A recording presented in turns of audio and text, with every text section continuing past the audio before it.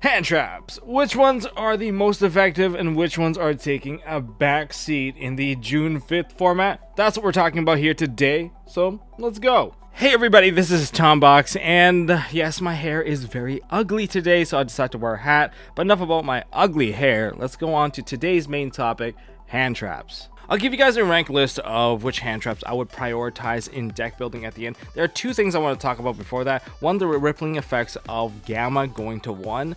And the other thing would be Drone Lockbird's current standing. I mean, it was super important in the post, Cyberstorm Access format, but where does this stand post June 5th? Is it still worth playing? Now, this is a bit of a weird episode of Meta Trends because we're not quite in that new format just yet, but as people configure their combos, fix things up and whatnot, we'll have some idea of what we're working forward when we move into the format. Well, and if you guys like this style of Metatrend video where we talk about, future meta as well as past metas, especially when there's reports about tournaments and current trends going on, well, make sure you guys hit that like button, hit subscribe, ding that notification bell so you guys don't miss out on, Yu-Gi-Oh trends that are really popular, especially things that are going to help you win.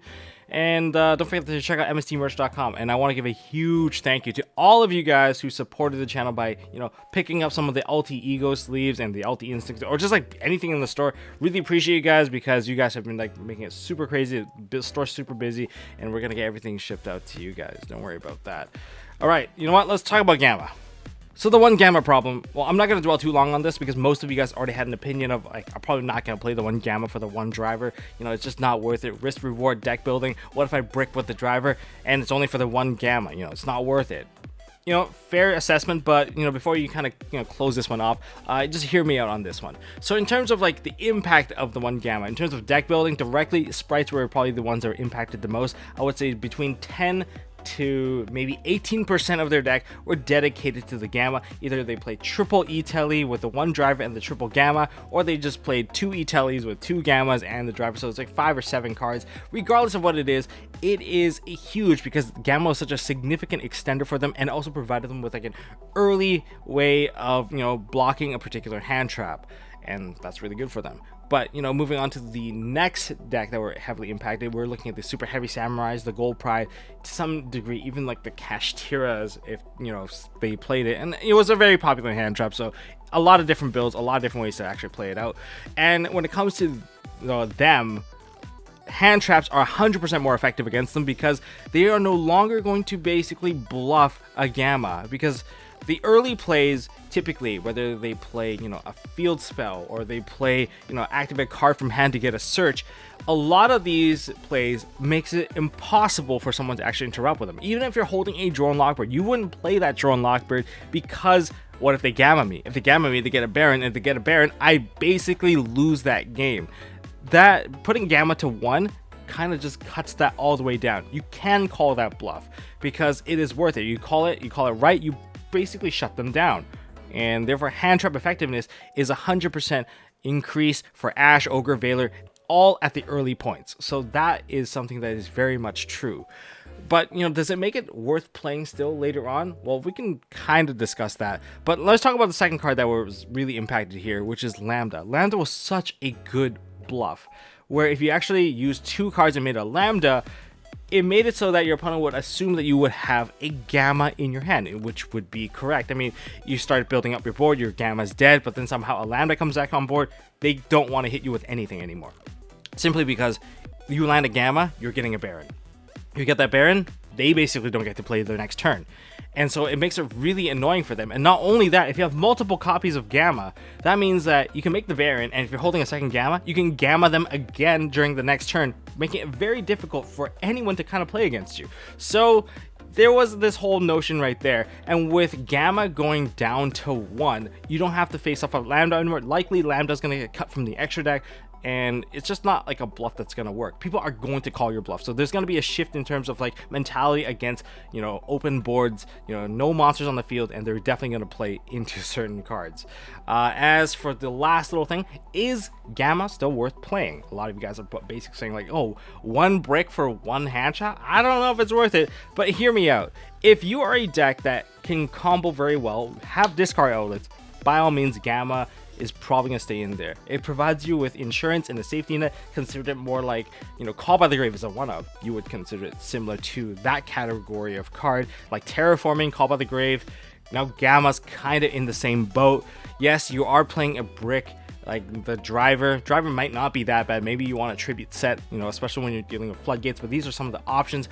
But for decks like Super Heavy Samurai, likely they can still play because they are still technically a 1-card combo deck. They do function a lot better as a 2-card combo deck than the 1-card, but they do have the option of 1-card. Gold Pride is another deck that definitely benefits off of this, because if they have the Gamma, it makes it so hard for you to disrupt them, and if you unfortunately have to eat one of their Gammas, they're going to go for the Excel Stardust into the Baron play. That makes it very difficult. So for certain decks that can still have a discard outlet, that can still combo with very few resources, they are probably the ones that I would say would probably still play the Gamma. But that's just my opinion. What do you guys think? Do you think it's still worth playing, or do you think that driver is just too much of a sore thumb to even, bother trying? Well, let me know down in the comment section. Now let's move on to Droll. Is it still worth playing? Well, let's bring down the chalkboard and let's take a look. Super Heavy Samurai, yes, because they still have a ton of searches in their deck and they have 1-card combos. If you guys haven't seen the 1-card combo, which are legit 1-card, go check out that video. It's somewhere on the side, or it's probably going to be linked at the end as well.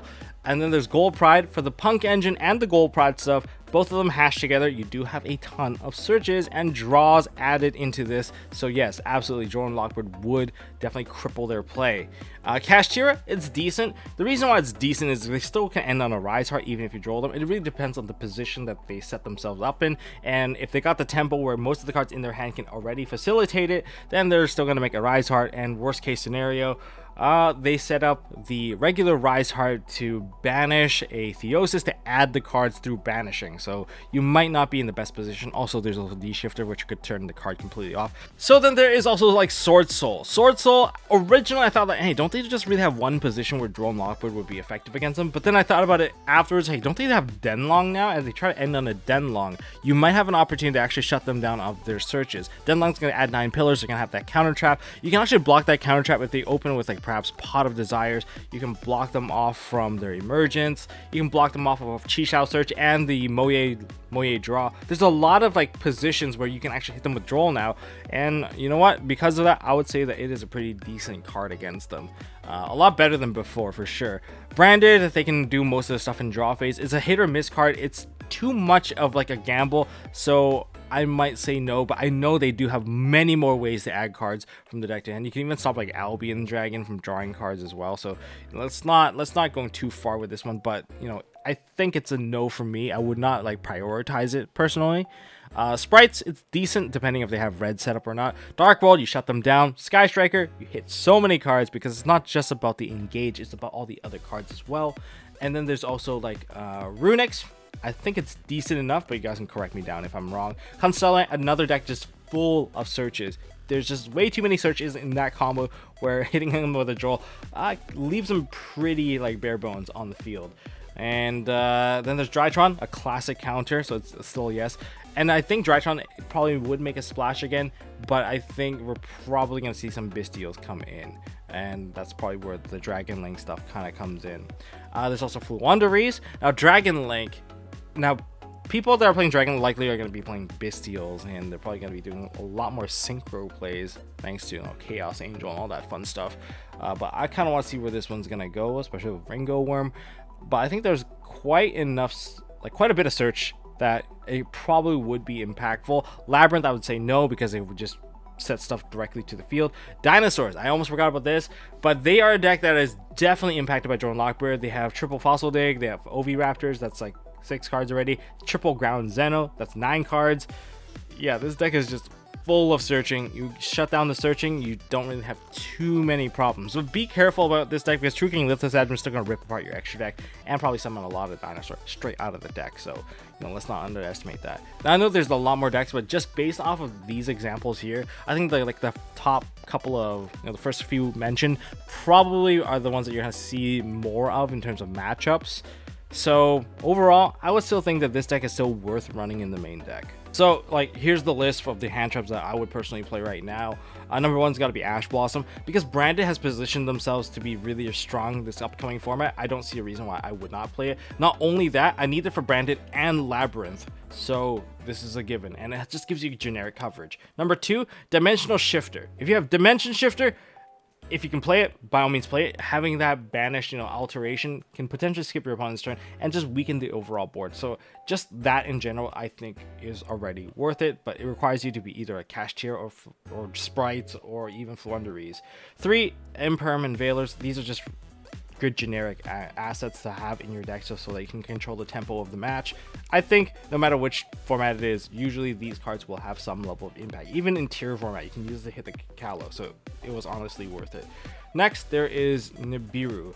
There is a good reason for it. Super Heavy Samurai getting hit by it now, definitely much more impactful. It's harder for them to actually build their board while playing under a Nibiru because they just don't have the ease of access of 1-card combos anymore. They have to play 2-card combo, but Nibiru is definitely impactful. Kashtira, if they build their board all the way to the Arise Heart and you hit them there, it's difficult for them to bring the Arise Heart back, but they definitely will find ways to kind of cycle the Arise Heart. Like, I found ways to cycle the Arise Heart, so I'm guessing other people probably found ways to cycle the Arise Heart as well. And also Gold Pride, there's also Sword Soul. There's a lot of decks that are definitely impacted by Nibiru right now, and those are the decks that are poised to be successful, so definitely don't underestimate it. And then there's DD Crows and Bystials. I think these are also pretty decent. I think Droll might be higher, but they're really close.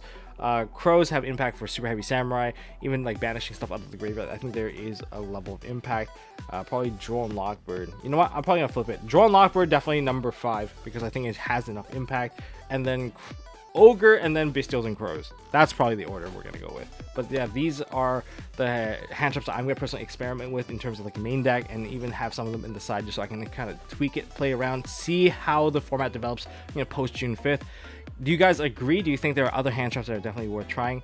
Well, unfortunately, we're not seeing Phantasme anytime soon, but maybe we'll see. Maybe Vanquish Souls will warrant us to play it. But that is all I got for this video, guys. If you guys enjoyed this video, kind of give you a little bit of insight of where we're pushing towards, well, make sure you guys hit that thumbs up button. If you guys want to see more stuff from MST.TV and watch my worlds grind, well, don't forget to hit the subscribe button, ding that notification bell, and I'll see you all in the next one.